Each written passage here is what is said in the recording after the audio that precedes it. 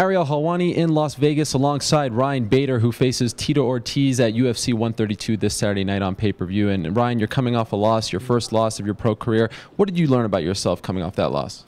You know, I just turned it around. You know, it's a cliche and everything, but turned it into a positive. You know, it sucked for a couple of weeks afterwards. I felt like, you know, let a lot of people down and wanted to fight right away again. And you just got to go back to the drawing board. It was good for me. Like, I said earlier, I was getting away with stuff that I was winning with, and I wasn't really evolving. Even though I was in the gym, I wasn't using it in a fight.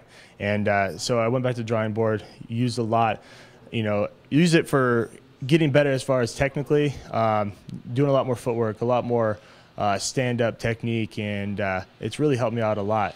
Helped me out to relax, and being a big fight like that, it's always good to have all the media around it, a lot of people talking about it.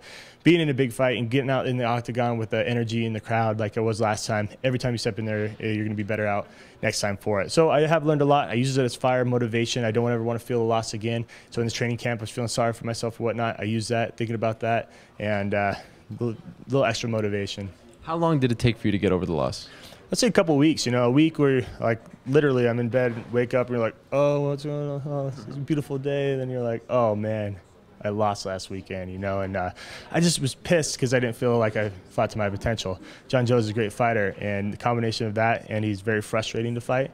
So it's just everything in combination, and it just gets at you. And I had to just kind of think, what is worrying about it and stressing about it going to do? You can't go back and fight it again.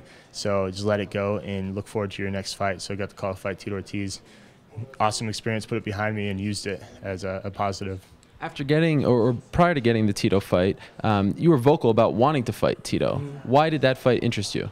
I give a name of like 4 or 5 different guys that I thought, just in an interview, that I thought was, you know, who I was going to fight next and who was open, who wasn't hurt, who didn't have fights.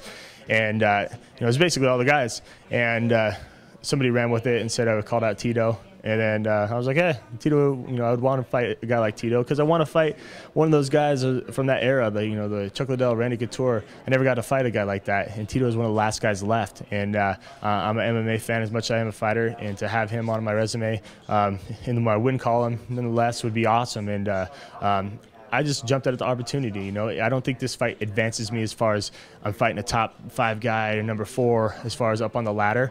But he is a huge name. He brings a lot of eyeballs. He brings a lot of talk. You know, every fight of his, whoever he's fighting. And you know, I believe he's still top of his game, and he's a dangerous fight. It's no secret his back is against the wall in this one. Are you expecting to face a desperate Tito Ortiz out there, one that's just going to bring everything to the table here? Yeah, I really am. You know, I expect to face the best Tito Ortiz that's ever came out and fought, and I prepared for it. And you know, like I said, a lot of people are not giving him the credit he deserves, and I sure do. And I trained my butt off for this fight, and I'm ready for the best Tito Ortiz that has ever come out. And so, you know, I hope he does. You know, and my job is just to go out there and beat him. Finally, how do you expect the fight to actually play out? When you start to think about it, how do you think it'll go? You know, I believe he's going to come out strong. He's trying to put me away in the first couple of minutes, and like he does all of his fights. You know, go back and look at his last couple of fights. The first 2 minutes, he's coming out, he's trying to bully you, trying to land punches, trying to maybe land a takedown, push you on the fence. I believe that's going to happen, and I'm going to throw my hands at that point, and he's going to start tiring out a little bit. And I feel great in this camp. I feel great conditioned, and my cardio is great, and so. I'm going to use a lot of my technique and different tools that I haven't showed in previous fights. I'm going to throw a lot more kicks, knees, and combinations. Also with my takedowns, setting them up better. And I just want to look good in this fight, and then hopefully get a stoppage. He's hard to finish, and he hasn't been finished that often, but that would be a nice thing for me to get. All right, thanks for the time. Good luck on Saturday. Appreciate it. Thank you.